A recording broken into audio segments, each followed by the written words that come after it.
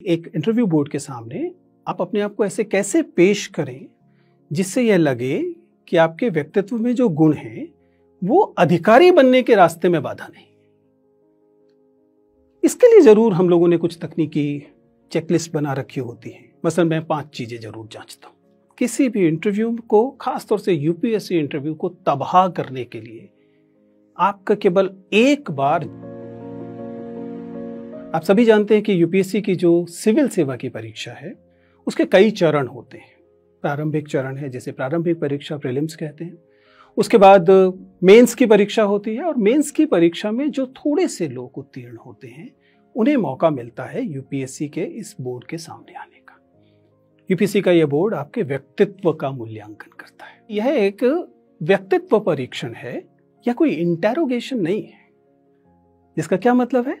ऐसा नहीं है कि यूपीएससी ये मानकर चल रहा है कि आपने कुछ बहुत सारी चीजें छिपा रखी हैं और वह इन प्रश्नोत्तर के इस पूरे कार्यक्रम में, इस पूरे व्यक्तित्व परीक्षण में उन चीजों को छीनने की, उनको निकालने की कोशिश करता है। नहीं, ये केवल आपको अपने व्यक्तित्व को प्रस्तुत करना है और यूपीएससी के उस बोर्ड को ये जांचना है कि आपके अंदर व्यक्तित्व में वे कौन कौन से गुण हैं जो शायद इन सेवाओं के लिए उपयुक्त है। यह व्यक्तित्व परीक्षण जांचने की कोशिश करता है कि आप में इंटेग्रिटी, ईमानदारी, बौद्धिक ईमानदारी और नैतिक ईमानदारी है या नहीं है।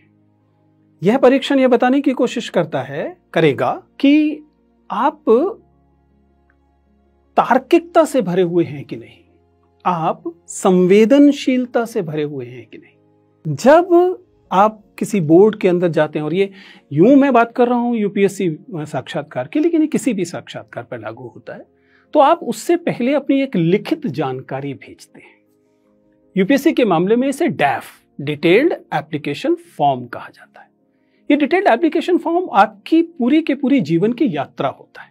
ऐसा नहीं है कि यूपीएससी ने किसी अन्य माध्यम से जानकारी हासिल की, आप ही ने ये फॉर्म भरा है और ये जानकारी उनको बताई है। मसलन मैंने अगर लिखा कि मैं दिल्ली की अनधिकृत बस्ती में पैदा हुआ, तो अगर मेरा डिटेल्ड एप्लीकेशन फॉर्म किसी समझदार व्यक्ति के सामने है तो वो इसे देखकर जानना चाहेगा कि दिल्ली की अनधिकृत बस्तियों के बारे में जानकारी मुझे है भी या नहीं।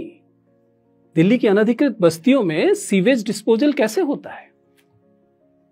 ये सवाल आपको अगर मान लीजिए यूपीएससी के बोर्ड में पूछा जाए तो आपको अचानक हवा से टपका हुआ सवाल लगेगा, लेकिन दरअसल है नहीं, क्योंकि ये उसी आवेदन पत्र से निकल रहा है जिसमें मैंने घोषणा की है कि मैं दिल्ली की अनधिकृत बस्ती में पैदा हुआ, वहां बढ़ा। बस यही तो करना होता है। अब सवाल है कि परीक्षार्थी इसमें क्या करे। वो अपने पैदा होने की जगह नहीं बदल सकता, उसे बदलने की जरूरत भी नहीं, क्योंकि जैसा मैंने कहा, आपके जीवन के चाहे कोई भी अनुभव क्यों ना हो, वे तमाम अनुभव आपके व्यक्तित्व में कंट्रीब्यूट करते हैं, आपके व्यक्तित्व में शामिल होते हैं। यदि कोई एक ऐसा व्यक्ति है जिसका जन्म, जिसे हम कहते हैं विद द सिल्वर स्पून हुआ, जिसने शुरुआत से ही गोल्फ खेला, बिलियर्ड्स खेला, ठीक है, कोई बुराई नहीं है गोल्फ खेलने में, बिलियर्ड्स खेलने में, उसने उसके व्यक्तित्व में वो चीजें जुड़ी। लेकिन आपने अगर गुल्ली डंडा खेला तो गुल्ली डंडा ने भी तो आपके जीवन में कुछ जोड़ा होगा। और यही दरअसल हम यूपीएससी बोर्ड में जानने की कोशिश करते हैं। ये एक के बेहतर और दूसरे के कम बेहतर होने का परीक्षण है ही नहीं। ये तो आपके व्यक्तित्व में जो ईमानदारी से आपने कहा है, उस ईमानदारी की जांच पर है जो यहां की जाती है। इसलिए जो पहली सलाह मैं अक्सर परीक्षार्थियों को देता हूं वो ये है कि किसी भी कीमत पर फेक व्यक्तित्व मत दिखाइए, नकली घोषणाएं मत कीजिए। दूसरा, अपने जीवन के, अपने व्यक्तित्व को ढकिए मत। Let the board peep into your personality.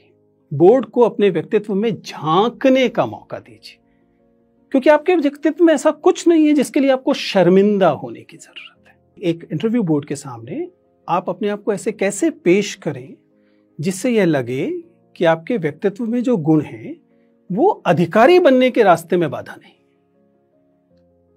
इसके लिए जरूर हम लोगों ने कुछ तकनीकी चेकलिस्ट बना रखी होती है। मसलन मैं 5 चीजें जरूर जांचता हूं।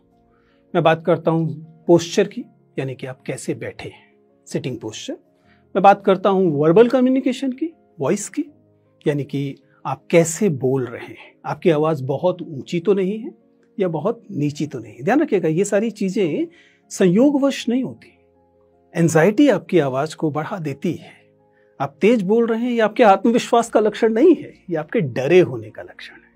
इसके अलावा आई कांटेक्ट, सबसे खूबसूरत चीज मानव संप्रेषण में यदि कुछ है तो आपकी नजरें। अगर आप में आत्मविश्वास है, अगर आप ईमानदार हैं, तो आप बात करने वाले व्यक्ति की आंखों में देखते हैं। अगर नहीं है तो आप काम चलाते हुए चेहरे पर देखते हैं। लेकिन अगर आप झूठ बोल रहे हैं, अगर आप चुरा रहे हैं कुछ, अगर आप फेक कर रहे हैं कुछ, तो अक्सर आप ऊपर देखते हैं। ये साधारण सा तरीका है। कुल मिलाकर मैं क्या कह रहा हूं, जब आप किससे बात कर रहे हैं तो उसकी आंखों में या कम से कम चेहरे की तरफ देखिए। इसके अलावा हम बात करते हैं अक्सर हैंड मूवमेंट की, हाथों से आप क्या कहने की कोशिश करते हैं। और फाइनली कुल मिलाकर प्रवाह, फ्लो, वह सबसे महत्वपूर्ण चीजों में से एक होता है कि आप जब बातचीत कर रहे हैं तो आप रुक रुक कर, अटक अटक कर बोल रहे हैं, या आप चूंकि अपनी बात पर यकीन रखते हैं इसलिए बात को एक प्रवाह में बोल रहे हैं। अंततः महत्वपूर्ण यह है कि आप क्या बोलते हैं, विषय वस्तु क्या है, कंटेंट क्या है। क्या आप केवल जार्गन दे रहे हैं, क्या आप ब्लफ कर रहे हैं। किसी भी इंटरव्यू को, खासतौर से यूपीएससी इंटरव्यू को तबाह करने के लिए आपका केवल एक बार झूठ बोलना काफी है।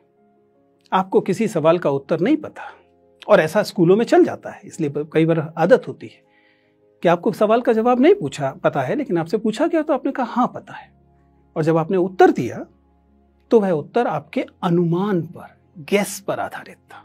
इंटरव्यू आपको यह सुविधा नहीं देता। क्यों नहीं देता? बहुत साधारण सी बात है। प्रश्न का उत्तर न पता होने पर आप आसानी से कह सकते थे कि मुझे उत्तर नहीं पता। तब क्या आपके बारे में क्या राय बनती कि इसको एक सवाल का उत्तर नहीं पता था, जबकि बहुत सारे सवालों का उत्तर पता था, तभी तो यह साक्षात्कार दे रहा है, तभी तो उसने मेंस क्लियर किया है। लेकिन आपने एक उत्तर गलत दिया। गलत का मतलब केवल गलत का, राय में गलत कुछ नहीं होता, लेकिन फैक्चुअल, तथ्यात्मक चीजों में आपने दावा किया कि आपको पता है और आपको नहीं पता था, आपने अनुमान लगा दिया। तब आपके बारे में आपकी ईमानदारी पर सवाल उठता है, और यही महत्वपूर्ण है, क्योंकि ईमानदारी नॉन नेगोशिएबल है इस तरह की सेवाओं। तो कुल मिलाकर आज की तमाम बातचीत में हमने जो बताया है या बताने की कोशिश की है वो केवल ये है कि सच्चा व्यक्तित्व रखिए, और सच्चा व्यक्तित्व सबसे अच्छा व्यक्तित्व है। Thank you.